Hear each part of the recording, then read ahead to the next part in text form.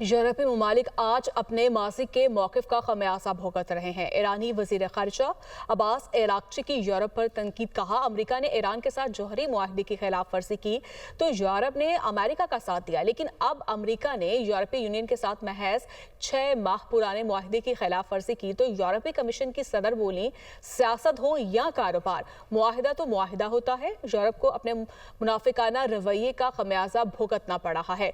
सियासत और आलमी ताल्लुकात में मुआहदे की पासदारी जरूरी होती है। ईरानी वज़ीर ख़ारिजा ने मज़ीद कहा कि या तो तमाम मुआहदे काबिल एहतराम होते हैं या फिर किसी मुआहदे की कोई हैसियत नहीं रहती। ग्रीनलैंड से मुतालिक अमरीकी बयानात आलमी क़वानीन के लिए बड़ा खतरा है। यूरोपीय ममालिक आज अपने माजी के मौक़िफ़ का खमियाजा भुगत रहे हैं। ईरानी वज़ीर ख़ारिजा अब्बास अराग़ची की यूरोप पर तनकीद। कहा, अमरीका ने ईरान के साथ जौहरी मुआहदे की खिलाफ वर्जी की तो यूरोप ने अमेरिका का साथ दिया, लेकिन अब अमरीका ने यूरोपीय यूनियन के साथ महज 6 माह पुराने मुआहदे की खिलाफ वर्जी की तो यूरोपीय कमीशन की सदर बोली, सियासत हो या कारोबार, मुआहदा तो मुआहदा होता है। यूरोप को अपने मुनाफिकाना रवैये का खमियाजा भुगतना पड़ रहा है।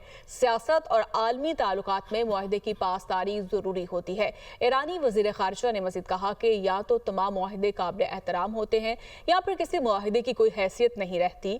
ग्रीनलैंड से मुतालिक अमरीकी बयानात आलमी क़वानीन के लिए बड़ा खतरा है।